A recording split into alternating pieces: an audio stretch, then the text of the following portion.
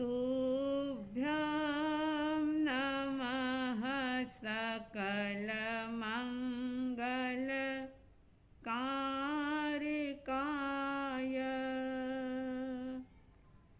तुभ्यं नमः सकलनिवृत्तिदायकाय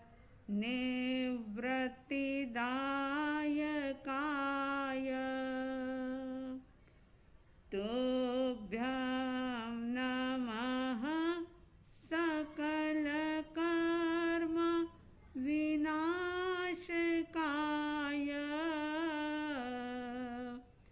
तुभ्यं नमः सकलतत्त्व निरूपकाय तुभ्यं नमः सकलतत्त्व निरूपकाय।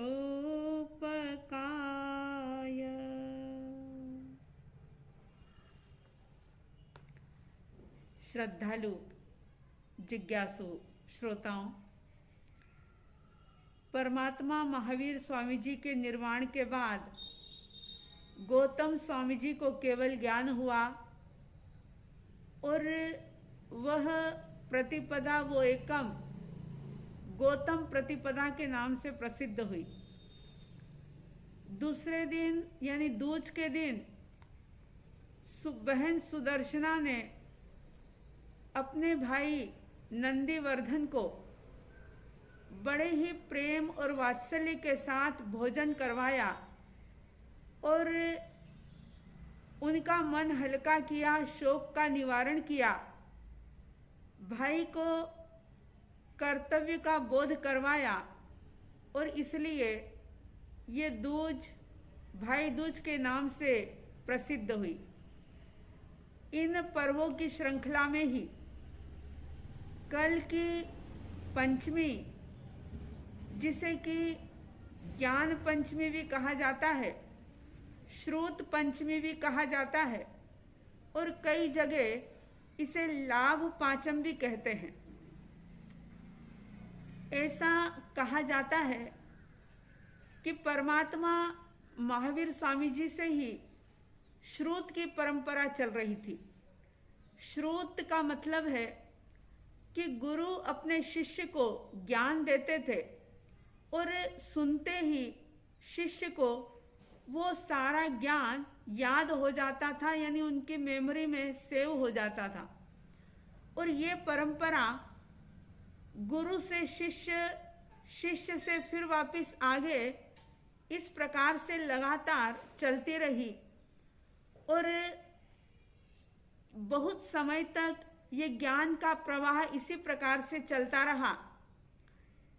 कुछ इतिहासकार ये बात भी कहते हैं कि परमात्मा महावीर के निर्वाण और गौतम स्वामी जी के केवल ज्ञान के बाद पंचमी के दिन आर्य सुधर्मा स्वामी जी पट्ट पर विराजमान हुए थे, पट्टासीन हुए थे और परमात्मा महावीर स्वामी जी से पाया हुआ समस्त ज्ञान प्रवाह जो आज तक प्रवाहित हो रहा है, उसे सुधर्मा स्वामी जी ने आज के दिन से प्रवाहित किया था, यानी कि लाभ पांचम से इस ज्ञान गंगा का प्रवाह प्रारंभ हुआ था।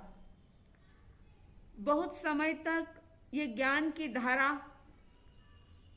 श्रवण के रूप में चलती रही, लेकिन धीरे धीरे काल का प्रभाव कह दो, लोगों की स्मृति कुछ धुंधली होने लगी, मेमोरी पावर कुछ कमजोर होने लगा, वीक होने लगा।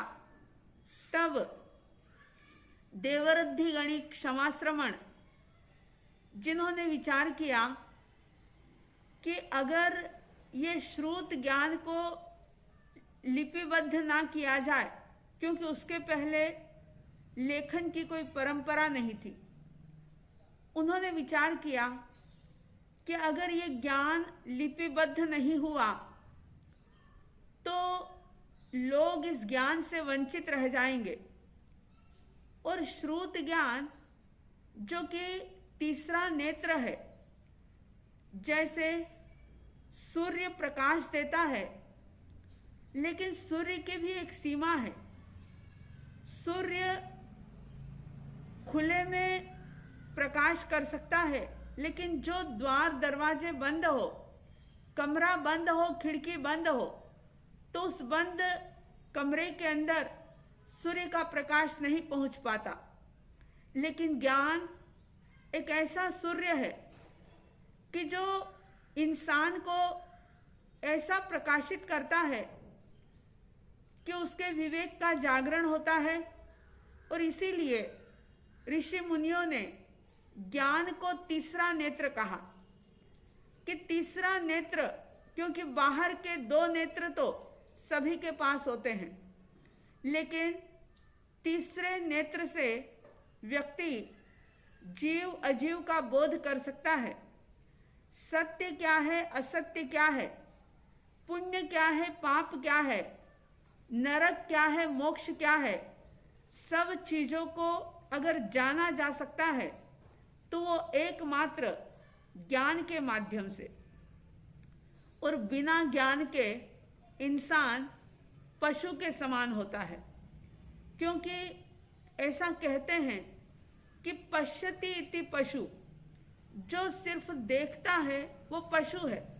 लेकिन जो मनन कर सकता है, जो चिंतन कर सकता है, जो जान सकता है, जो जाने हुए का सही तरीके से उपयोग कर सकता है, वो मनुष्य है। ज्ञान हमें बंधन से मुक्त होने की कला सिखाता है, और ये कला किसी जानवर के पास नहीं होती।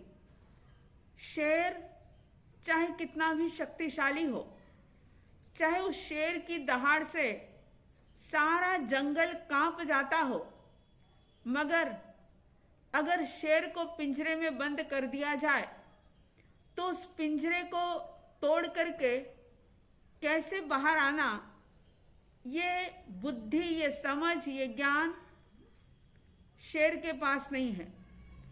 पक्षियों को भी अगर किसी पिंजरे में बंद कर दिया जाए तो उसी को वे अपना घर मान लेते हैं। लेकिन इंसान एक ऐसा प्राणी है कि जो ज्ञान के द्वारा ये देख सकता है कि बंधन से मुक्ति कैसे मिले, कैसे मैं बंधनों से मुक्त हो सकूं। और ये ज्ञान की खासियत है। और कल का दिन यानी ज्ञान पंचमी का दिन विशेष रूप से ज्ञान की आराधना करने का दिन है। तो मैं आपसे कह रही थी कि देवरिद्धि गणित क्षमाश्रमण, जिन्होंने जब देखा कि लोगों की याददाश्त कुछ कमजोर हो रही है और ऐसे तो ज्ञान की धारा लुप्त हो जाएगी, परमात्मा महावीर के निर्वाण के लगभग 980 वर्ष के बाद ज्ञान पंचमी के दिन ही श्रुत लेखन की परंपरा प्रारंभ हुई थी। आप कल्पना कर सकते हैं कि जो कार्य पहले कभी हुआ नहीं, उसके लिए देवरिद्धि गणित क्षमाश्रमण को कितना विरोध झेलना पड़ा होगा, किस प्रकार से, क्योंकि उस समय में इतने साधन सुविधा नहीं थी, कोई प्रेस नहीं होती थी, कोई प्रकाशन का कोई ऐसा साधन नहीं था कि जिससे पुस्तकों का प्रकाशन किया जा सके। बामुश्किल ताम्रपत्र पर, ताड़ पत्रों पर जिनको जिनको जो भी जितना भी ज्ञान आता था, जिनको याद था, वो सब ज्ञान पंचमी वाले दिन लिखने का प्रारंभ किया गया। और गुरु अपने शिष्य को ज्ञान पंचमी वाले दिन ही शास्त्र की वाचना देते थे। एक समय ऐसा भी था कि ज्ञान पंचमी वाले दिन ही गुरुकुल में, स्कूल में बच्चे का एडमिशन कराया जाता था। कुल मिलाकर कहने का अभिप्राय ये कि ज्ञान पंचमी का दिन ज्ञान की आराधना करने का दिन, कार्तिक शुक्ला पंचमी, जिसे पूर्णा तिथि भी कहा जाता है, और इस दिन ज़्यादा से ज़्यादा ज्ञान की आराधना, ज्ञान की साधना, ये हमारे ज्ञानावरणी कर्म को क्षय करने में सहयोगी बनती है। न केवल ज्ञानावरणी कर्म बल्कि मोहनीय कर्म को भी ये दुर्बल बनाती है। तो ज़्यादा से ज़्यादा ज्ञान पंचमी पर उपवास, आइंबिल, एकाशना, जो भी आप तप कर सकते हैं तप करें। तप के साथ ओम नमो नारायण की ज़्यादा से ज़्यादा माला करें, जाप करें। और इतना ही नहीं, मुख्य रूप से ज्ञान के जो भी साधन हैं, चाहे वो शास्त्र हो, पुस्तकें हो, साहित्य हो, जिससे हमें ज्ञान की प्राप्ति होती हो, उन साधनों का आदर करें। जरूरतमंद को वे साधन उपलब्ध करवाएं। ज्ञान के उपकरण की अवहेलना से बचें। विनयशील बने, जिज्ञासु बने और विनय और जिज्ञासा के साथ नए ज्ञान को प्राप्त करने का संकल्प करें। जिनसे भी हमें ज्ञान मिला है, जिनसे भी हमें बोध मिला है, उनके प्रति कृतज्ञता का भाव ज्ञापित करें। जितना हो सके श्रुत पंचमी के दिन श्रुत ज्ञान की आराधना करें, क्योंकि श्रुत ज्ञान मूल है।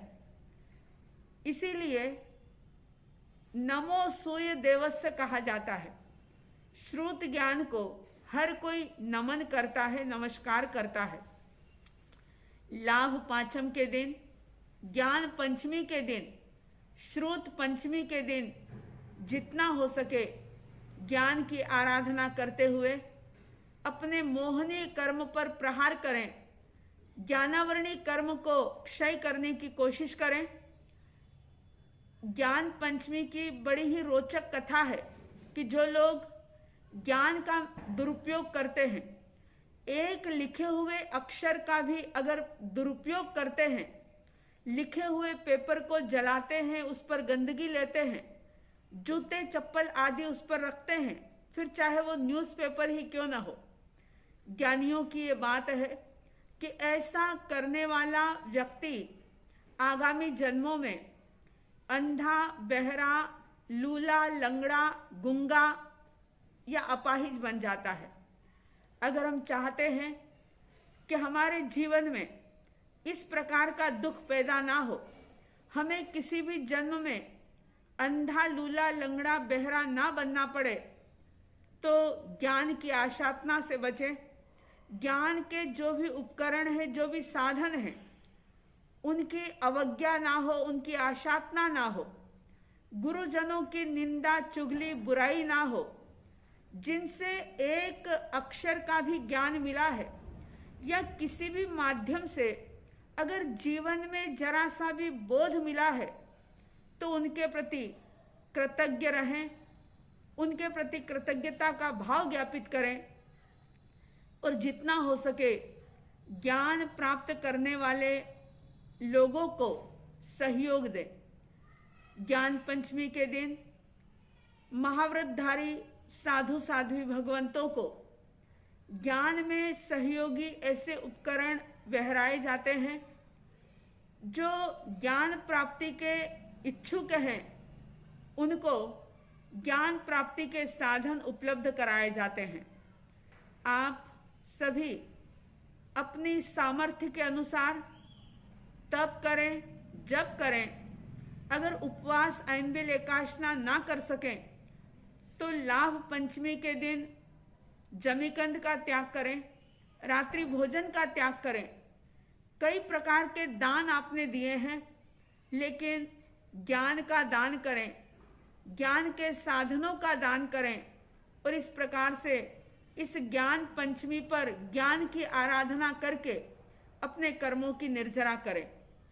आप सभी के भीतर में ज्ञान के लिए, सम्यक ज्ञान के लिए जिज्ञासा प्रकटे। आप विनयशील बने और गुरुजनों का, बड़ों का आदर करते हुए ज्ञान के मार्ग पर आगे से आगे बढ़े, ऐसी साध्वी द्वय की तरफ से हार्दिक हार्दिक शुभ मंगल भावनाओं के साथ जय प्रभु महावीर, जय गुरु आनंद।